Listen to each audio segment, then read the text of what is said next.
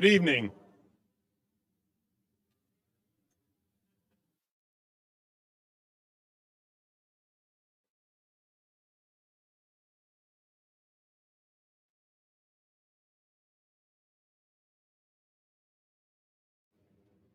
Good evening.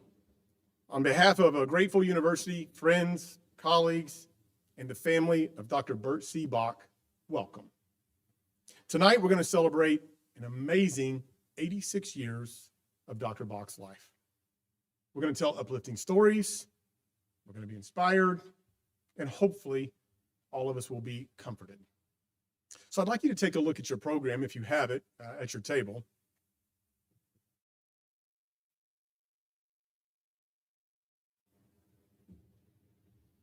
I'd like to point you to is if you look on the left side of your program, there are some words there that staff and others contributed to. Fred Salzman put them together. If you'll notice, it's a very small font because we wanted to say a lot of things, but that was the limit, this size. But if you look at the words that were chosen, I think you see some themes, and it would resonate with many of us. Dr. Bach was intelligent, he was hardworking, he had a sense of humor, and he loved people, and he loved life. That comes across clearly. And I'd like to say, as I look around the room today, I see a lot of faces, and people had different perspectives, different relationships with Dr. Bach. And I want to give an example of how I know this.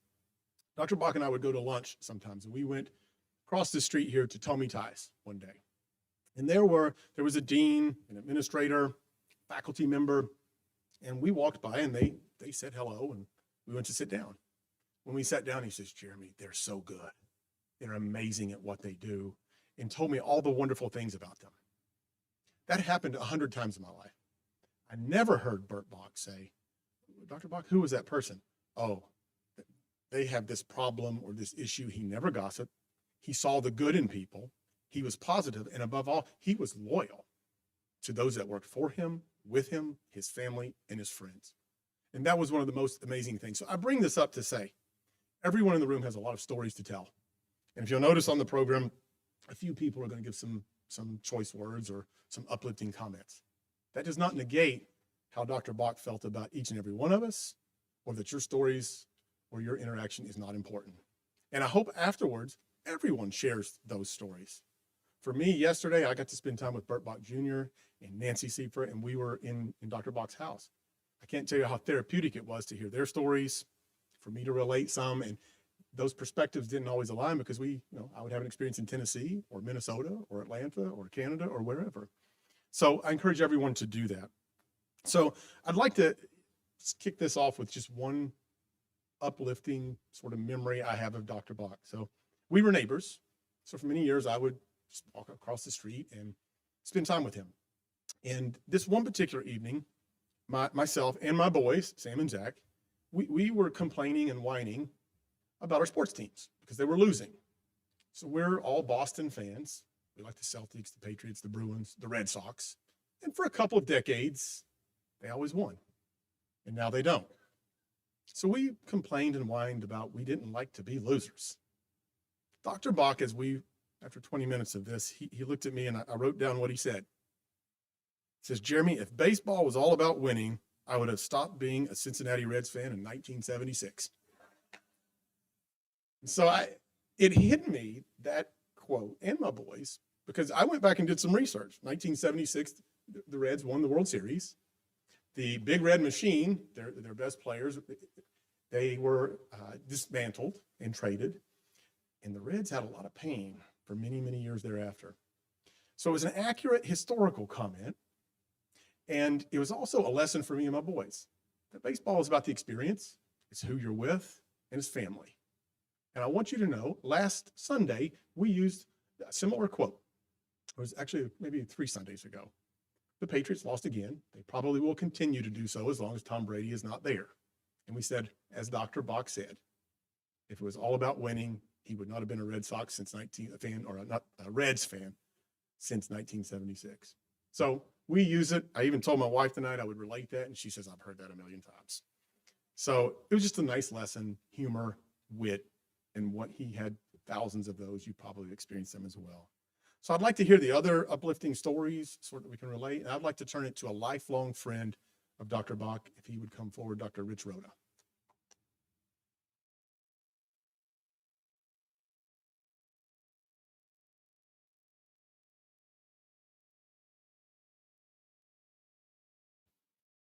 I was prepared to say good afternoon, but I heard Jeremy, so good evening. Um, and spoiler alert, I do not have funny stories about, I have lots of funny stories about Dr. Bach, but I didn't think enough to commit them to writing. So excuse me for that. I do want to begin my remarks by thanking Dr. Bach's children, Nancy and Bert Jr., for the honor of allowing me to speak today in celebration of Bert's life. So thank you very much for that. So my story with Bert, I had the good fortune of knowing him for some 43 years. And that goes back to when we first met in 1980, when we were colleagues on the staff of the Tennessee Board of Regents. And we were both appointed by the chancellor of the board at the time, Dr. Roy Nix. Bert and my friendship formed quickly.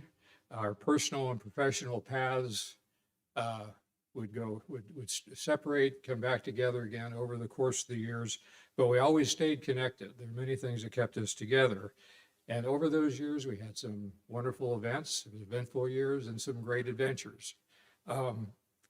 So for those, all of us know Bert Bach, so you know that it was not uncommon for him in a situation, whether it was a question or a situation, to respond with a three-part response. So in tribute to Bert tonight, I would like to offer the following three thoughts. First, without a doubt, Bert possessed an incredible combination of intellect, integrity, compassion, generosity, humor. The versatility and range of his interests were just remarkable. From American literature to the arts, to travel, to baseball, to the history and culture of his native Appalachia, which, as we know, was so dear to him. Bert was equally at ease discussing, dissecting Herman Melville's storylines to critiquing theater and opera as easily as he traded banter with all of us and all of his friends about their favorite baseball teams. He has very justly been referred to as a Renaissance man, and I would submit a very relatable Renaissance man, one who shared with us his his worldview and many talents in ways that we could understand. That was one. Number two, I have never met anyone who is a greater advocate of higher education than Bert Bach. He had unfailing respect for access, high academic standards, students' rights, faculty prerogatives. He was a stalwart champion of both academic freedom and academic responsibility, and woe be to anyone who violated either one of those principles. He truly was a scholar practitioner. He did have a professorial bearing, but he was equally down to earth. He had the ability to relate the purpose and promise of higher education to all walks of life. He was among the best at articulating the value of learning, and the way he said it, as a means to more and better options in life, as well as to a greater appreciation of all that life offers. So number three, excuse me. One of the many defining characteristics of higher education is how we memorialize our heroes. Colleges and universities have traditions, we have rituals, we name facilities, campus spaces, programs, scholarships, and professorships for those remarkable individuals have made a major impression upon us. It is a very tangible way to ingrain the legacy of those individuals in the history of our institutions. So it is more than fitting the leadership of ETSU have established the Bert Bach Written Word Initiative, the Bert Bach Fine and Performing Arts Scholars Program, and named the Black Box Theater within the Martin Center in his name. These are sustaining tributes to his significance in the ongoing history of this great university. Thank you and Godspeed.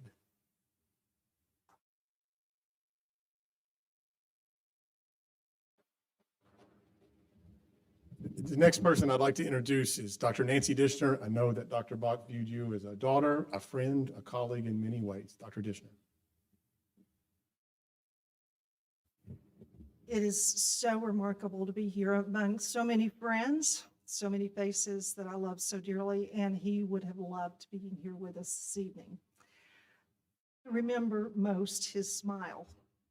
He smiled with his whole face, and he laughed, as we all know, with his whole soul, because he loved nothing more than a good story, a good joke. And it's interesting that when he laughed the most was when he was laughing at some of his own quirky ways. He would do something and then he would turn back around and he just, good God, and then he would just start laughing because he knew he had said something or done something. He and I had a habit that when Harold was out of town, I would call him up and say, I got rid of him. And he'd say, great, let's go on a date. And we would go out to eat. And we did that about 2 weeks before he left on his Canadian trip. And we were at the restaurant and they had a special that night was fish and chips. And he said, I think I want fish and chips. And I said, well, that sounds good. So the young lady, 3 years old, came over, to take her order. And he says to her, I think I want the fish and chips, but now be honest with me. Are these potatoes real or did you order them from Sears and Roebuck? And the young lady looked at him and she said, sir, I'm sorry, I don't know what that is. And of course, he had a good laugh at himself.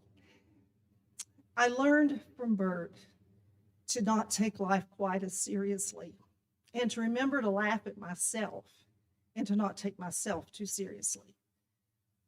He was a leader among leaders, and he taught me as much about leadership as I ever learned from anything else I ever did.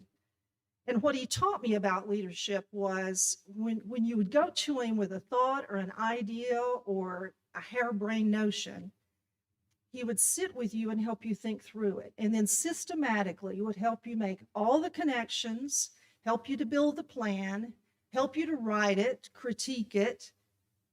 And then when it worked, he never took the credit. He was the most selfless leader. He always would step back and give you all the credit, even when he was really the one most responsible for the success. Bert Bach loved life as much as anyone I've ever seen, and he showed me things about life that I would have never experienced in any other way. I am pretty certain I would have never gone to an opera, but I sat with him for 7.5 hours one day through 2. Because there were 2 that day, and you didn't want to just go to one if there were 2, because we know one important thing about Bert was if some was good, more was better, and having it all was really the goal. So, 1 ball game is good, 2 ball games is, but if you can go to the whole series, that was really the goal. And that was, in fact, what I learned on trips to New York when we would see 8 Broadway plays in 1 week. And the reason we saw 8, it's the maximum number you can see in 1 week. But from that, again, I had experiences I couldn't have imagined any other way. And Dr. Nix, you know that about the 4th play, what we were saying, Bert, they're all running together. I was trying to figure out how the cats were dancing with Macbeth while he was trying to figure out how to be a better salesman. They were just all kind of running together. But for Bert, every actor, he knew where he'd seen them before. Every playwright, he knew what had been the inspiration for that play. And then we would go to dinner afterwards and he would explain to us what we should have understood about the play. And we would all go, oh. Nancy, Bert, he loved his family so much. I look around at you and I think about the fact that I never remember having a conversation with him that it didn't involve what was going on in your lives. When he'd seen you last, when he was going to see you again, what you were up to and what you meant to him. And I am beyond honored that you would allow me to have a word. And I'm quite sure that years from now, if I'm alive, I'll be thinking of things I wish I had said about this man. But I loved him. And I thank you very much for giving me the chance to share.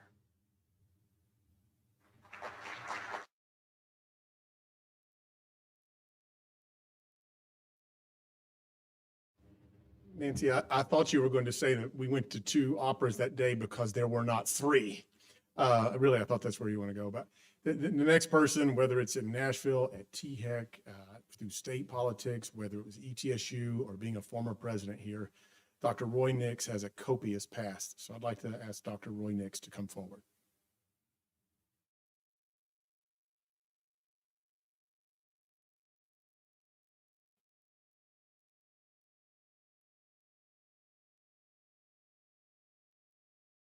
Thank you.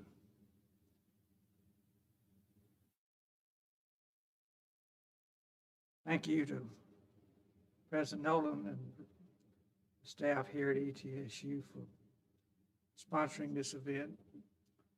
Nancy and Bert Jr., thank you for including us and making some remarks about your remarkable father. I appreciate it very much. I'm not sure how you summarize 43 years of an association that meant so much to me, and I believe to Bert. Bert was a man of boundless energy. He was devoted to his work. As you heard Nancy say, no man believed more in higher education than Bert Bach.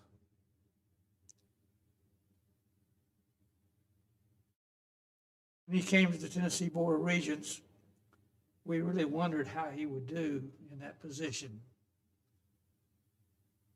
Being the academic vice president for a system of higher education with some 300,000 students, 19 degree granting institutions, he marveled us at how he worked.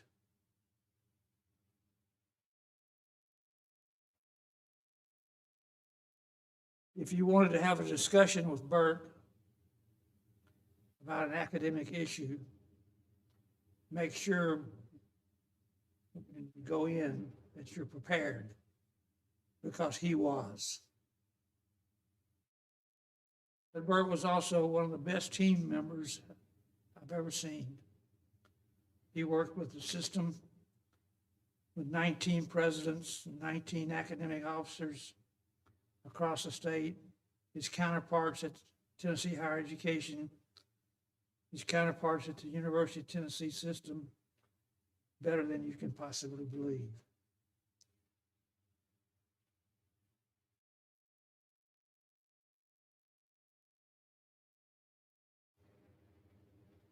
I stayed with the Board of Regents for 11 years till they wore me out. Bert stayed many years later, serving several chancellors after me.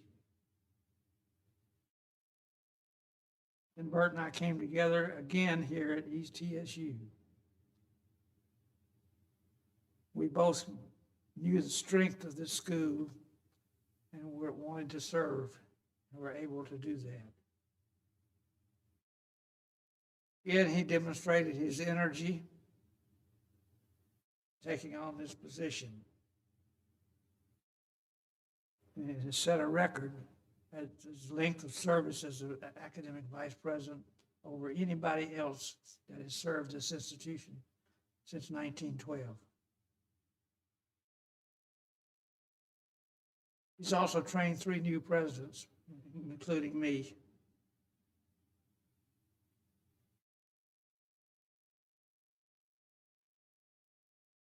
Bert will be remembered for years, as Nancy described and Rich described. His memories are everywhere on this campus. The things he's done and the things he did and the things he sponsored and supported for that.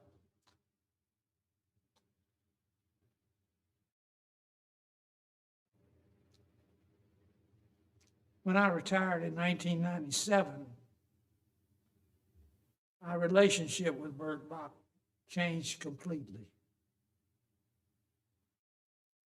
We'd had that professional relationship for years at the Board of Regents and at ETSU. And we went from a professional relationship to a friendship. We no longer talked about academic issues.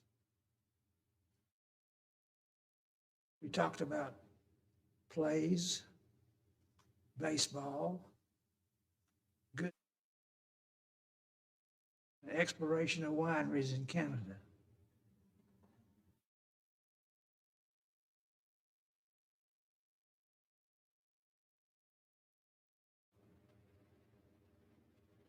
It was interesting that we did not pursue our academic relationship at all.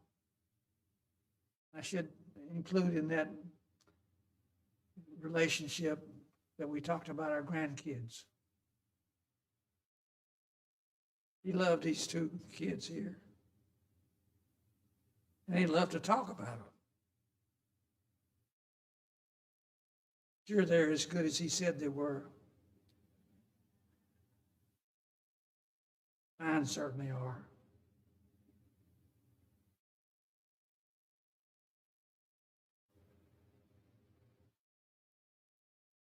There's so many funny stories, and you've heard some from Nancy, some from Rich, so many others about Bert because he loved life. He was the most energetic man that I've ever worked with. He loved his work because he loved the institutions he worked at. Dr. Bach was a scholar. He was an accomplished academic administrator. He was a gentleman, and he was my fun friend. Thank you.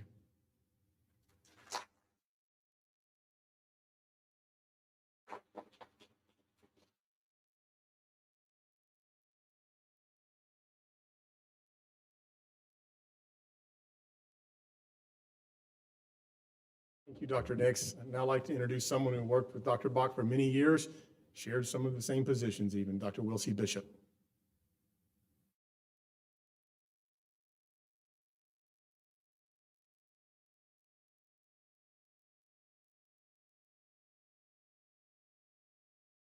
I think you can tell there's a bit of a theme building here. You'll hear a lot of the same things about Bert Bach because Bert Bach was the same every day to everybody. And I'm glad to add a few words about my colleague and friends. Bert and I first met in the early 1980s. I'm a little surprised that I've known him as long as Dr. Rhoda and Dr. Nix almost. But this was during the time when he was the Vice Chancellor for Academic Affairs at the Tennessee Board of Regents. In that role, it was his responsibility to visit all of the institutions in the TBR system, as Dr. Nix just talked about. And he would meet with the president and the academic vice president and the deans, and he would get information about the institution and how well it was doing. So he'd arrived at the Tri-Cities Airport early in the morning, and since I lived in Kingsport and was commuting to Johnson City, I had the honor of being able to pick him up. And you can imagine, I was delighted to do so. Realized I was picking him up at the airport and driving him to Johnson City. What's that, about 20 minutes I had with him? Well, he'd walk out of the hangar and he'd greet me with a wave and that smile that you've heard everybody talk about. And then he folded up his 6-foot-plus body and got into my little gold VW Bug. And the brave smile that he showed me when he came out of the hangar was because he knew that he had a white knuckle ride ahead of him.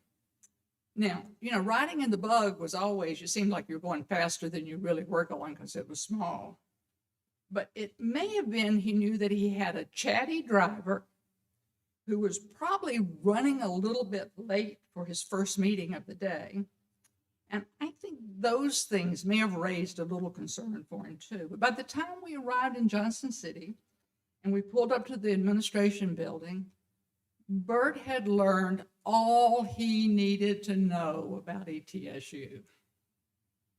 Yep. But he did proceed out of courtesy, and he met with President Beller, and he met with Dr. Alfonso, and he met with the academic deans, and he did the things that he needed to do until he had his wrap-up discussion with me on the way back to the airport. What an opportunity for a young assistant administrator to have exclusive time with the vice chancellor. I learned so much on those trips, and he probably did too. Maybe things he shouldn't have learned from an assistant administrator at that time. But Bert was indeed a scholar. He set a high bar for the members of his academic teams. He was an expert, as you've heard, on academic and student policy and traditions, especially tenure and faculty rights. During his years as vice chancellor at TBR, he authored most of the policies and guidelines that academic institutions in Tennessee have used for years. And he traveled across the state offering workshops which informed and developed TBR's academic leaders. I certainly benefited from his encyclopedic knowledge and found over the years that he was a ready source for advice and guidance. A master of organization and meeting management, Bert always knew the outcome he expected from a meeting before it began. And he usually kept his colleagues in attendance until that action was achieved. Yep, some of you know, you were there. Along the way, he would regale us with academic stories and analogies, as well as esoteric quotes from scholars across the centuries. It was impossible to have a conversation with Bert without learning something new and important. And just in case one needed additional information, he freely shared a book or a reference for assistance. Bert was always an educator.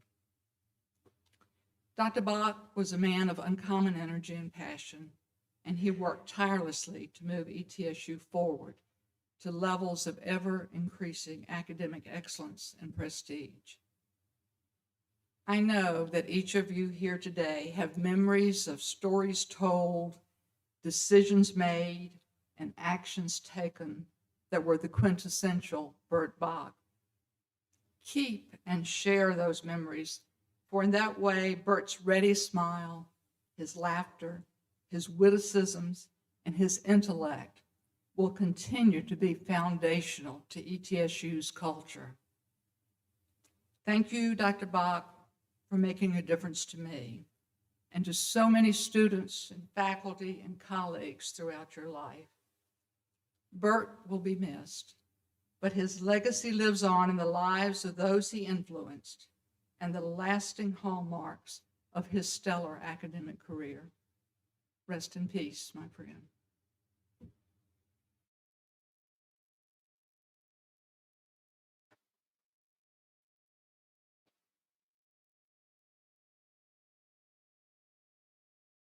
Funny the things you learn when Dr. Bach would travel. He'd always have a little, he said, Jeremy, look at my itinerary for New York or these pieces. But there was always a note or an asterisk at the bottom, do not rent a VW Bug. Now I know why, it's become clear. So, but one of the things Dr. Bach always talked about, he would say things like the barter, my barter, barter, whether it was a publication or tickets. And it was just a big part of his life almost every day. So love to introduce Katie Brown. She knows that world and an experience with him very well.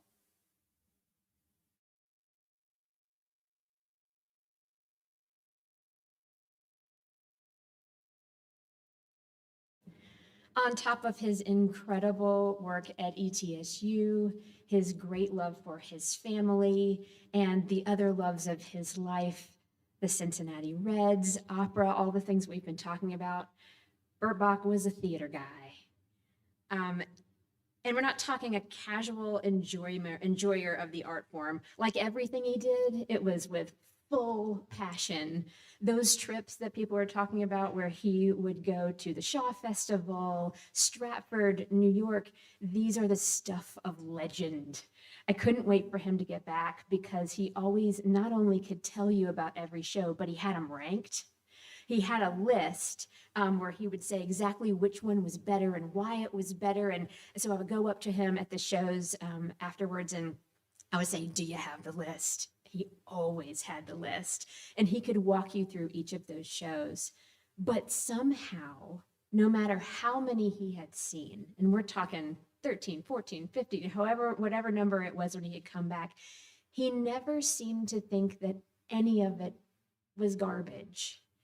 All of it, no matter where he went to see theater, whether it was Broadway or whether it was community theater, he had such an open heart for all of it.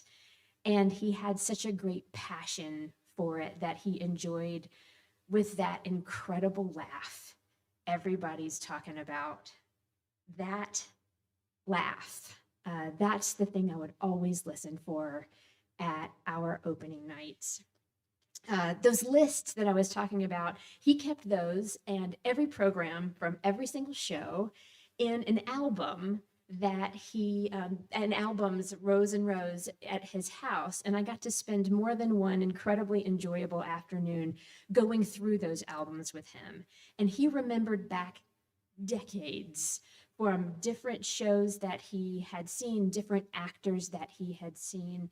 And he could tell you with such intelligence and experience that would just stagger you. But the thing that was so remarkable to me is that there was an utter lack of pretension about it and this incredible sense of joy for everything that he loved. One of the things on earth that was lucky enough to receive the love of the incredible Bert Bach was Barter Theater, where I am currently producing artistic director. He had come since he was young, and I can point to the seats where he was at every opening night. He was a part of Barter's board of trustees for many years, and he is the reason that many of the great programs that happen occur.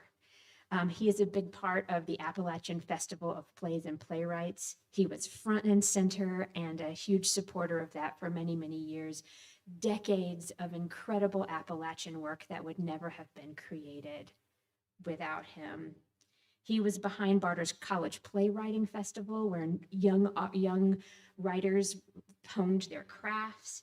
He is part of why ETSU interns stepped into professional roles summer after year after year after year. He always turned that love, that word love, everybody on the stage is love, passion. You're hearing those words over and over again. He always turned those into action in this incredibly exciting way.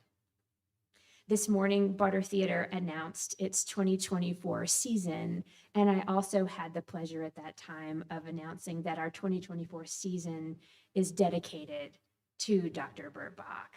And I can't think of anything that he would have enjoyed more because he will be there with us. He was always my audience of one. When I would direct a play, I would make a beeline for him in the lobby afterwards to see what he thought. And he was always kind, but if you really loved it, that's how you knew you had a special play on your hands. As for me, I will spend opening nights listening for that laugh and spending the rest of my life trying to unlock in myself his mixture of wisdom and generosity, and his penchant for unbridled joy. How lucky are we that that laugh is around us all the time now, in the bricks of this organization, in the programs that he created, and every person that he touched and that those programs will touch. May we, no matter how knowledgeable we become, be as ready to be delighted and as ready to share that delight as he. Thank you.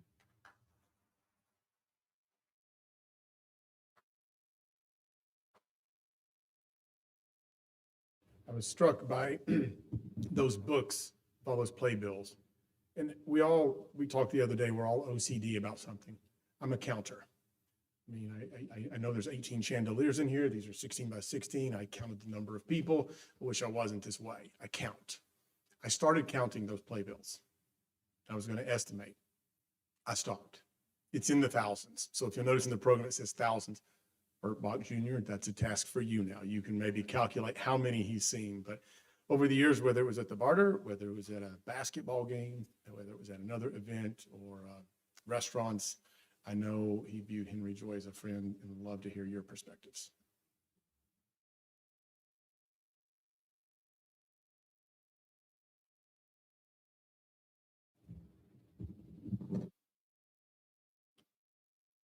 What a friend. Bert Bach, what a friend.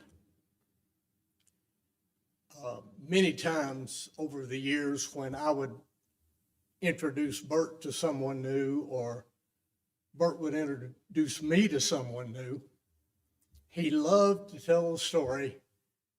He would say, you know, Henry's one of my very best friends, but when we first met, he called me a damn liar. And that's only a slight exaggeration. Nancy Dishner introduced us to Bert in the early 90s in Asheville at Malaprop's bookstore. Now, I know it's hard for y'all to imagine finding Bert Bach in a bookstore, but it was after a Southern Conference basketball game. He was by himself. Nancy invited him to eat with us. We walked to the restaurant. There was a long wait, so Bert and I headed for the bar. We maintained an affinity for bars over the years as well.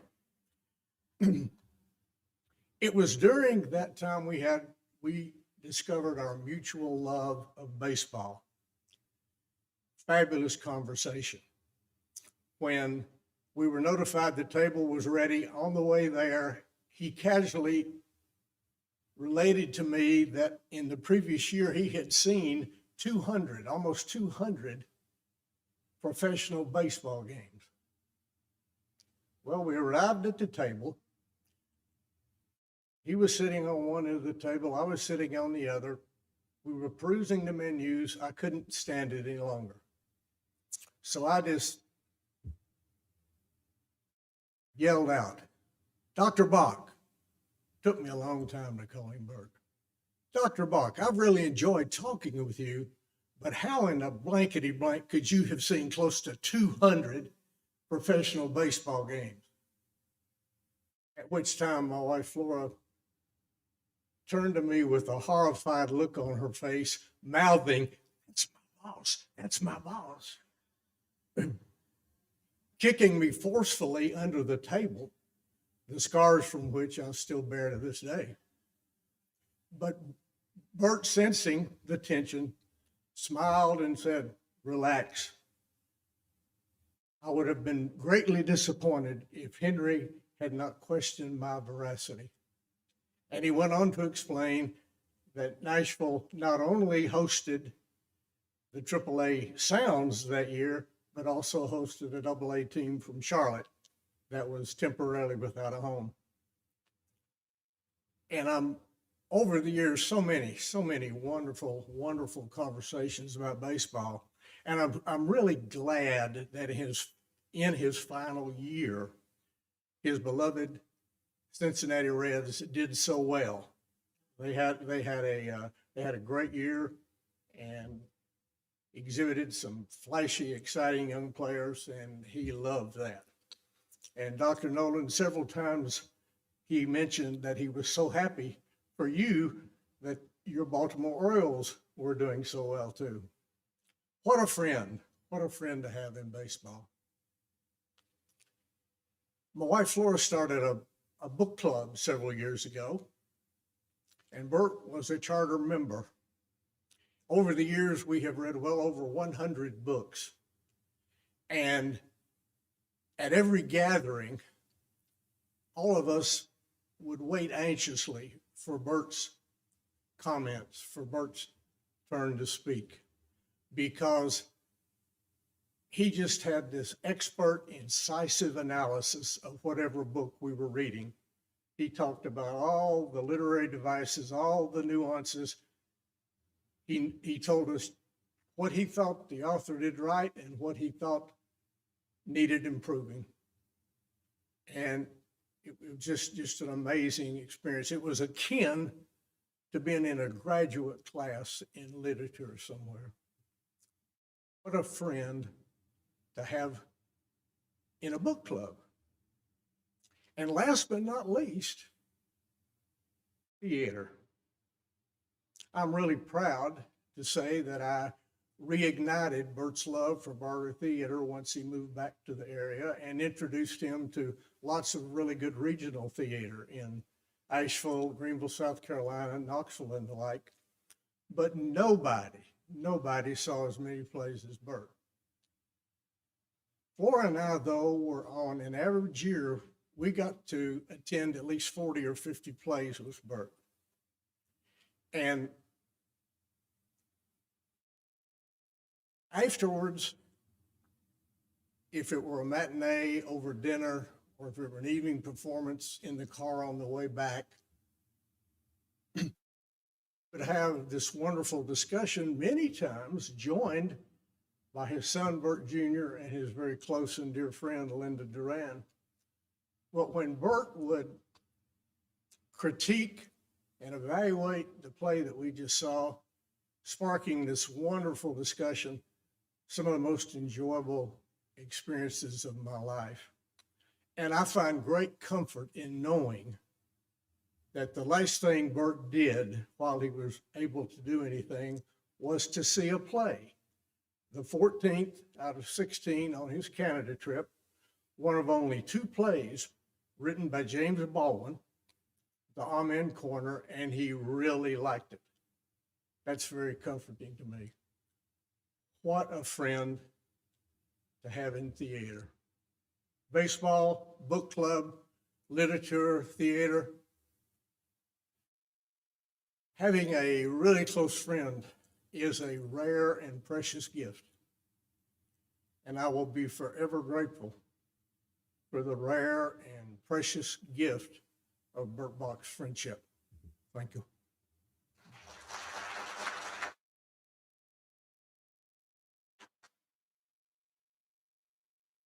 Thank you. And to wrap up a few comments here, in Dr. Nick's words, not mine, that Dr. Bach trained several presidents. The most recent president trained would be our beloved and current president, Dr. Brian Nolan.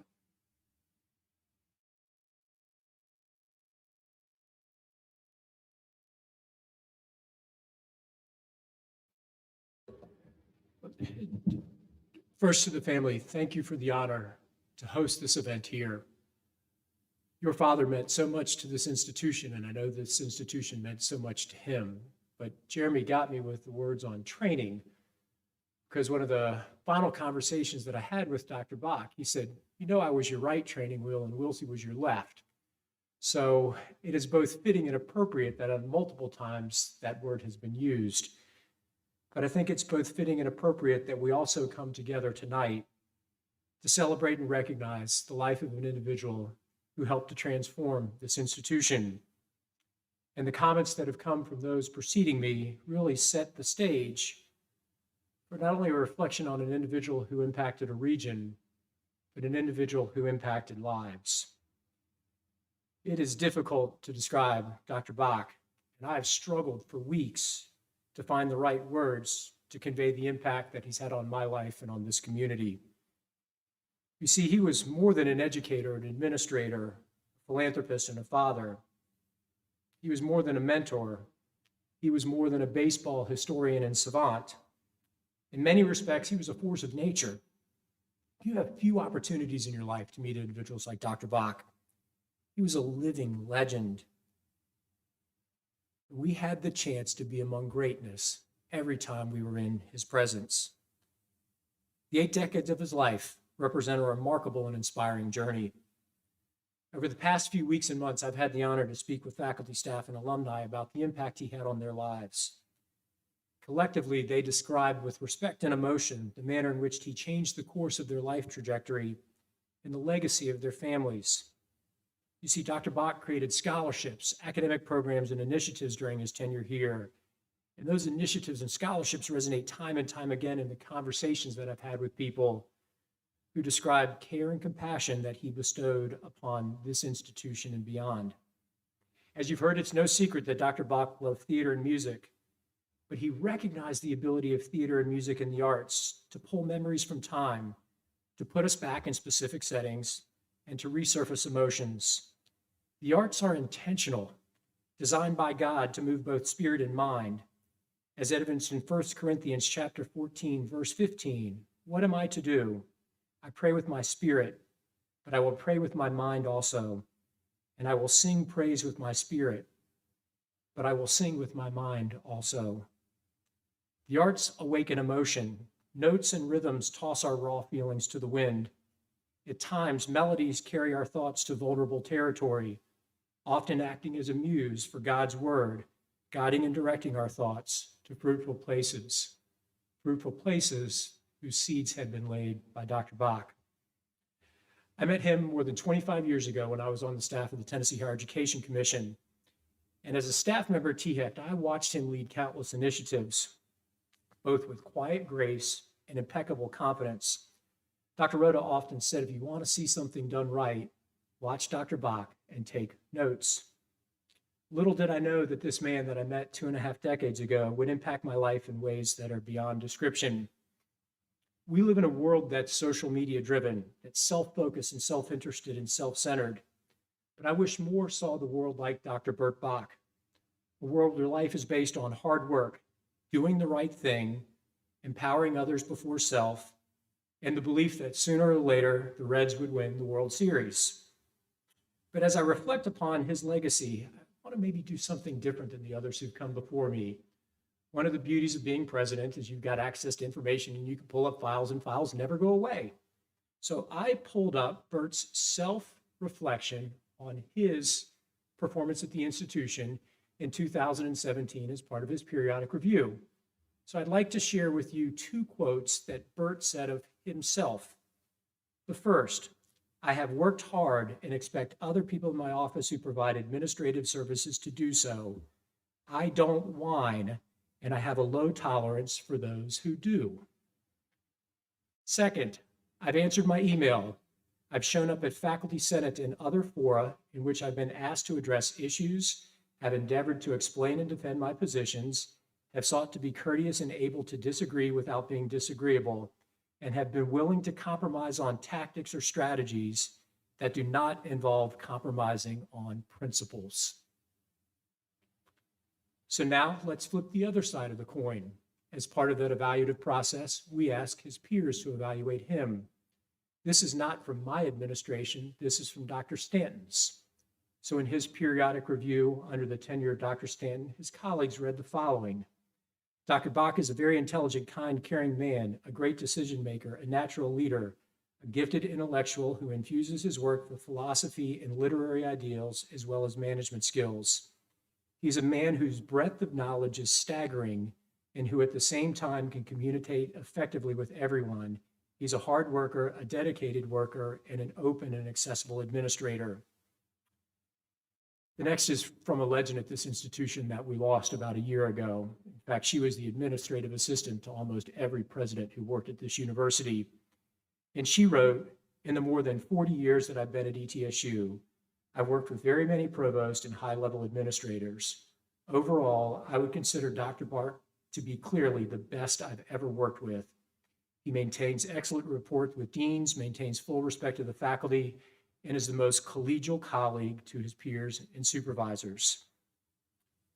But one of the things that runs through this for me is that Dr. Bach always put others before himself. In fact, if you were to ask him about his work, he would say, I have the opportunity to work with talented individuals and help guide and shape their direction. We've heard a great deal about the energy that he had. Now, I'm going to admit towards the end he cheated. At about 4 o'clock every afternoon, he'd come across the office, he'd steal one of my energy drinks, and he'd go back across the hall. At about 6:30, I'd walk over and say, Dr. Bach, are you still here? And he would respond, we never close. And I would then sit in his office. I'd share a challenge with him. He'd say, Brian, I'm going to go home and fix a drink. By the time I come back tomorrow, I'll have something for you. And when he would return in the morning, there would be a thoughtful 5-page white paper, including a matrix that outlined the solution to whatever the challenge was of the day. But all kidding aside, I can't begin to convey the impact he had on my life. So on behalf of the ETSU family, my family, and the families of thousands across this region who he touched with his kindness, grace, and compassion, I offer my heartfelt and sincere thanks to your family for sharing your father with us and for sharing your father with me. While I find myself every day wanting to pick up the phone and call him and ask him for advice, I'm comforted in knowing that I have all his emails and I continue to look for them for guidance and directions. His generous spirit will live on through this institution. And on behalf of a very, very grateful institution, once again, thank you for sharing your father and grandfather with this university and this community. Godspeed to you, Dr. Bach. We never close.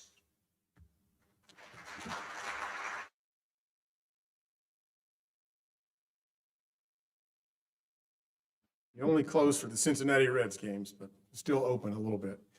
We have a few things we're going to wrap up tonight. It's only fitting that we have a performance. And the family asked that we have a poetry reading by Dr. Jesse Graves and then an ETSU Strings Ensemble performance as well with Dr. David Kovac and Joshua Kovac. And then after that, we'll have a few final words and a toast in Dr. Bach's honor and some words from the family, which we look forward to. So please.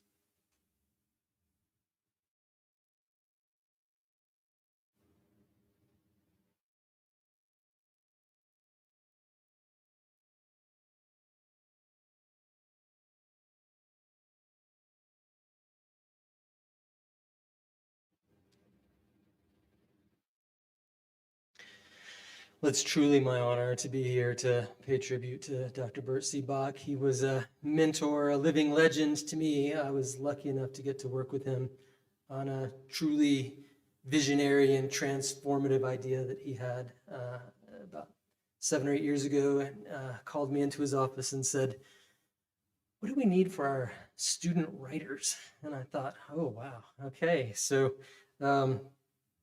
he said, let's have an ongoing conversation about this and see what we can come up with. And we did. And I've selected a couple of poems to share with you today, very short selections from 2 of the writers that we were able to bring to our campus, 2 U.S. poet laureates, 2 Pulitzer Prize winners, one of whom is Charles Wright, who was born in grew up in Kingsport, born in Tennessee, grew up in Kingsport. He's the only poet from the Appalachian region to receive these recognitions. And the other is a poem by Joy Harjo, who's the first Native American poet to receive those same recognitions. And thanks to Dr. Bach's vision, his generosity, his encouragement, we were able to bring both of these writers and dozens more to interact with our students, to spend time in our community. And I know that many of you have been to these events, and if you were there, you always saw Dr. Bach there. He was not a supporter from afar. He came and he was with you, and he enjoyed our events and made the most of them. And I think it was a true inspiration, not just to me, but to our students, to see him there among us all. I think we're about to embark on an accompaniment that he would really appreciate and really enjoy, bringing together some things that he felt very strongly about. If only we had an actor from Karen Brewster's program up here, that would be the only way I could enjoy this anymore. I'm going to read a short selection from Charles Wright's poem, Apologia Pro Vita Sua, and I'm going to read a short selection from Joy Harjo, and we're going to be accompanied by music for this. So I'll let you get us started.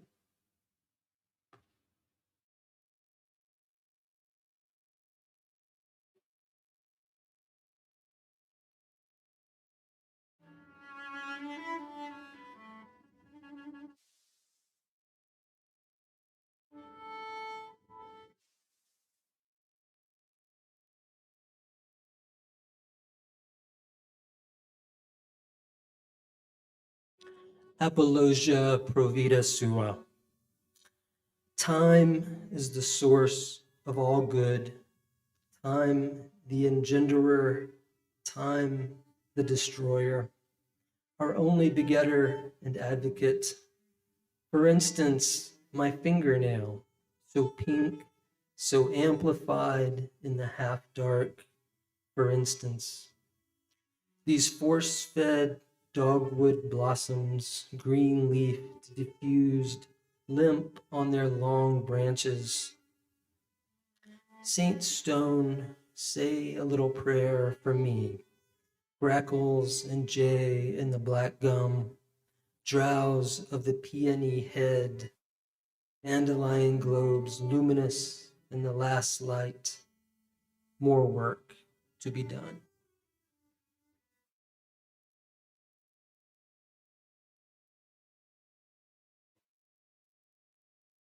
Remember by Joy Harjo. Remember the sky you were born under. Know each of the stars' stories. Remember the moon, who she is. Remember the sun's birth at dawn. That is the strongest point of time. Remember sundown and the giving away tonight. Remember your birth, how your mother struggled to give you form and breath. You are evidence of her life and her mother's and hers. Remember your father.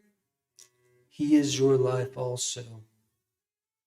Remember the earth whose skin you are. Red earth, black earth, yellow earth, white earth, brown earth. We are earth. Plants, trees, animal life, all who have their tribes, their families, their histories too. Talk to them, listen to them. They are alive poems. Remember the wind, remember her voice. She knows the origin of this universe. Remember you are all people, and all people are you. Remember you are this universe, and this universe is you. Remember all is in motion, is growing, is you. Remember language comes from this. Remember the dance language is, that life is. Remember.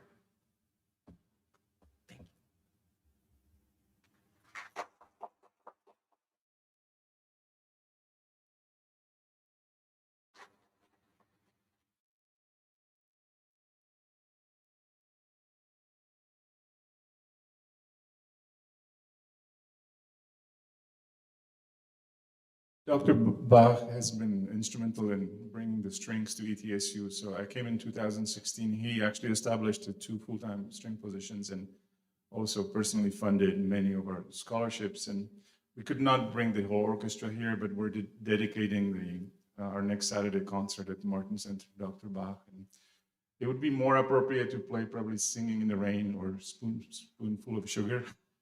But we'll play one selection from Glier, so give you a chance to remember all the good things with Dr. Bach.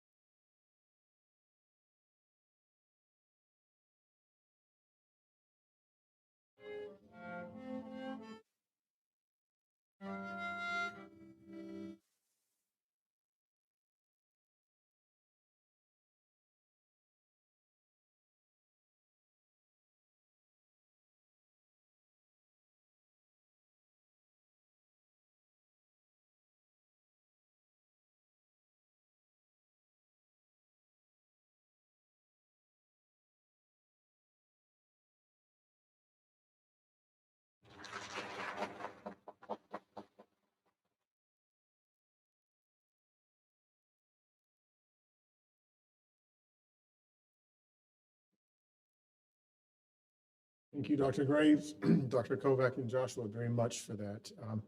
We mentioned earlier, not everyone is probably able to be here and say everything. We would be here for months. And I mentioned that story, of 3 people Dr. Bach talked about. I now see them. I see Marsh Gruby, Rebecca Piles, Celia McIntosh. I learned a lot about you that day at lunch and other times, and he spoke of many others. And I see people who have stories. So I hope we can relate those later, share those with the families, but we have just a couple of things left to do. We'd like to hear from the family. So I'd like to have people that he spoke about so many times. I probably didn't know where Minnesota was or some places, but I do now. And so Bert and Nancy, his 2 beloved children, if you would come forward, please.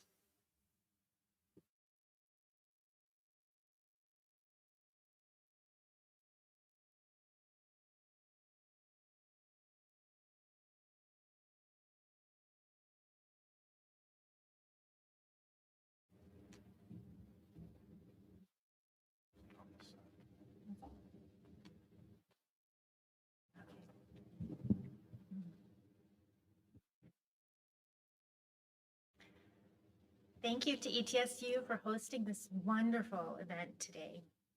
And thank you so much to all of you for being here. We've been so looking forward to getting together to honor and celebrate our dad. Thank you to all who shared stories and memories. Thank you to Dr. Graves for the wonderful poetry readings, and to Dr. Kovac and to Josh for being here today. We so appreciate everyone here and know our dad would have been very honored and touched by this event.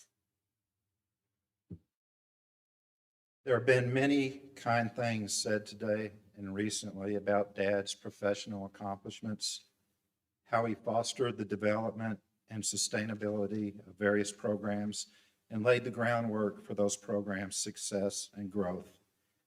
It is comforting for our family to know future generations will be impacted and changed by their experiences at the new Martin Center for the Arts.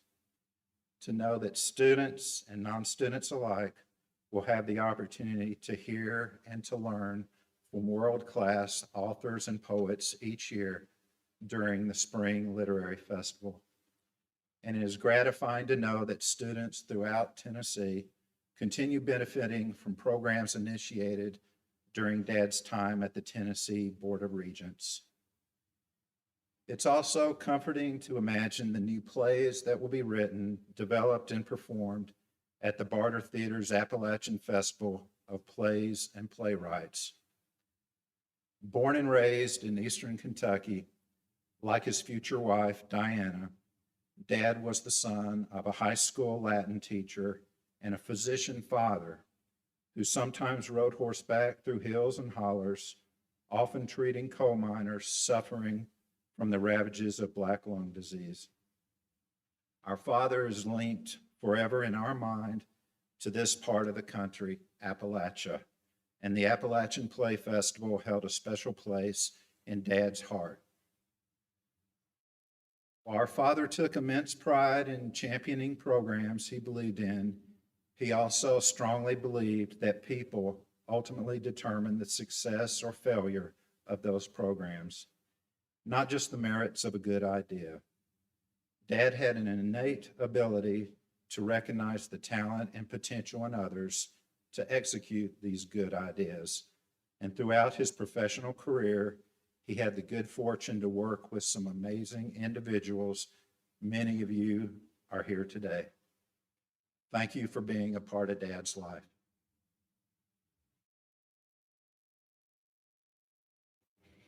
In June this year, our dad, Bert, and I met for a theater trip in New York. During the weeks leading up to this trip, there was lots of research, many phone calls, and discussions about what plays we would select to fill the slots that we had available. There was planning for the restaurants, of course, so that we would be sure of having good reservations that would fit into our busy theater schedule. We were all very excited about the trip, but I think that my dad was the most excited of all, knowing that a trip had been choreographed that would be full of some of his favorite pleasures: theater, good food, good conversation, laughter, and family. We did have a jam-packed, wonderful time during our 5-day stay in New York. During that time, we ended up seeing 7 plays, 1 art film, we visited the Museum of Modern Art, and we enjoyed several great meals together. There were a lot of good conversations about the plays we saw, but also about our family. My dad reminisced about previous trips to New York and his close connections to the city going back to the time when he was a doctoral student at NYU. At the end of the trip, we took an Uber together to LaGuardia, and I flew out to Minneapolis, and Bert and Dad were off on their flight down south. A couple of days after the trip, the 3 of us reconvened on FaceTime to revisit the trip, but also to share our own individual play rankings. This is a tradition that we've had after every theater trip. Go to the plays, take a couple of days to kind of let the trip simmer, and then gather again and compare how everyone felt about the plays and how they rated them relative to each other. None of our rankings matched exactly, but we all ranked The Musical Parade as our number 1, and we talked about the performance some more and how good it was. We didn't take a lot of pictures during the trip. It really wasn't full of those touristy kind of experiences that seem to force you to document so many moments. We did take just a few snapshots in beautiful Bryant Park as we had coffee and waited for a matinee play. I happened to spontaneously take one picture of my dad walking down the street right across from Radio City Music Hall. It's the picture on the cover of today's program, and I love the picture so much because it reminds me of our wonderful trip. My dad just looks happy, and I know we are having such a good time together. It's a fluke that I have the picture because I took it on Snapchat. I don't know why I did that because I've probably only sent 5 or 6 Snapchats in my life.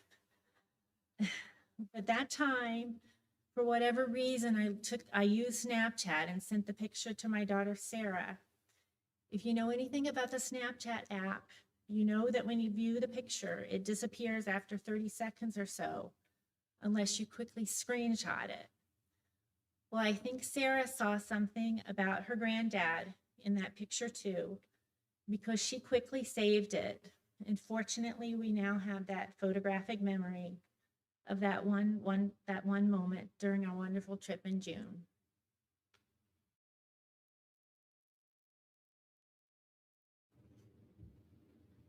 The importance of other people, of community, was not relegated to Dad's professional life. That importance was manifested to the same degree in his varied interest in avocations. Dad loved a good meal. More importantly, he enjoyed sharing those meals with others. Dad loved traveling domestically and internationally. More important were the friends and family that accompanied him on those trips. Dad loved theater, literature, music, and the arts. But more important than any play, book, or piece of music were the conversations and sometimes arguments those works of art stirred. And finally, Dad loved baseball, specifically the Cincinnati Reds. Dad was once asked to write an essay explaining his love for the game of baseball. I would like to read a short section of that essay because I believe it speaks to much more than the game of baseball. He wrote, "Baseball is a game of shared moments and shared memories, of family, of time spent with people one loves. I remember as if it were yesterday, sitting in Busch Stadium and explaining the squeeze play to my son. And I recall with pleasure his later recognizing that he was seeing the play we had discussed being executed before his eyes. I vividly remember taking my grandson to his first game at Three River Stadium in Pittsburgh, and my granddaughter to her first name at Busch Stadium in St. Louis. My daughter married in 1992 in Alexandria, Virginia. The wedding was on a Saturday, and after the newlyweds had left, my family and friends had plans to go to Baltimore to see the Orioles play a series with Oakland at what was then a new Camden Yards. Before the wedding ceremony, I became emotional as it approached time to walk down the aisle with my daughter. And I recall that a friend, seeking to console me, suggested that I could perhaps think of the wedding as a pregame show.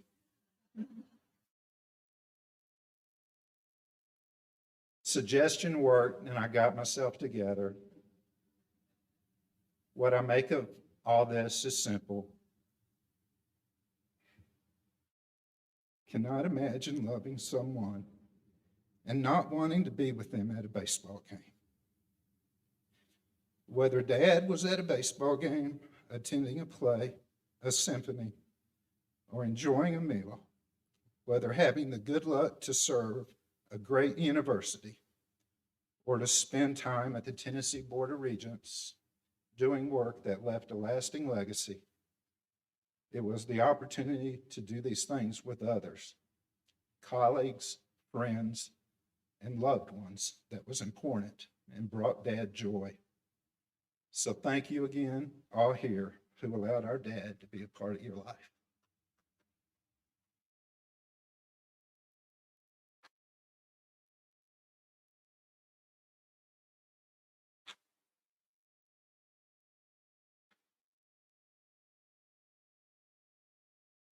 Thank you so much for those nice words. And I also want to say, good job, Sarah.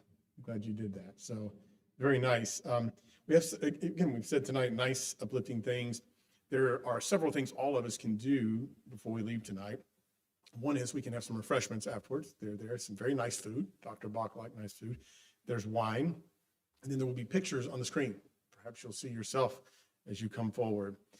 There's one person who couldn't be here this evening, Dr. Paul Stanton, who worked with Dr. Bach quite a bit, and talked to him today. And Nancy Stanton is here.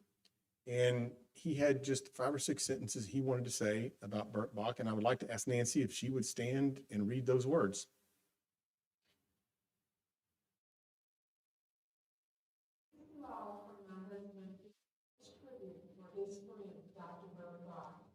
Dr. Stanton and I both have admired and loved Dr. Bach. Paul worked with him from the time our family moved to Johnson City in 1985. At the time, Dr. Bach was Vice Chancellor of Academic Affairs at the Tennessee Board of Regents. Paul became president of ETSU in 1997. He wanted Dr. Bach to become provost and vice president of academic affairs, a position he held until his retirement. Bert was always kind, caring, and loyal, and he was loved by the faculty, staff, and students. Dr. Bach retired after 43 years in higher education. He was a founding member of the Honors College and a true leader in multiple arts initiatives, including the Mary B. Martin Center for the Arts. Bert, along with his wife Diana, loved theater, concert performances, as well as his beloved Cincinnati Reds. In no time together at ETSU did Paul and Bert ever have an argument, although at times they would disagree. On these occasions, they would sit one-on-one behind closed doors in the president's office until they came to a general agreement. Then they would move on together. Thank you so much for that, Nancy. I'd like to ask if you would just stand still for one moment. And I want to give a quote that Dr. Bach gave to me, which will explain what we're going to do to conclude this. I wrote it down. He said, Jeremy, I don't drive a fancy car. I don't have a fancy house. But if I attend a game or an opera, I will buy the best seats. And if I can eat it or drink it, I will buy it. So at your tables and here tonight, actually, through the generosity of the family, and yesterday, this wine is Dr. Bach's. He collected it. He was in wine clubs. He enjoyed a good meal. He enjoyed a good wine. And Nancy, if you would join Nancy by standing, she's going to read Dr. Paul Stanton's toast that we can all have together for Dr. Bach. I will raise the toast to Dr. Bert Bach, one of my husband's best friends, and whom he considered the best academic officer in this country. We wish you a great year, the sunshine always at your back. Salute to you, Dr. Bert Bach, and many blessings to your children and grandchildren. Salute. Thank you. Please enjoy the evening. Thank you for coming on behalf of the Bach family, and enjoy this, and hopefully we can spend some time together.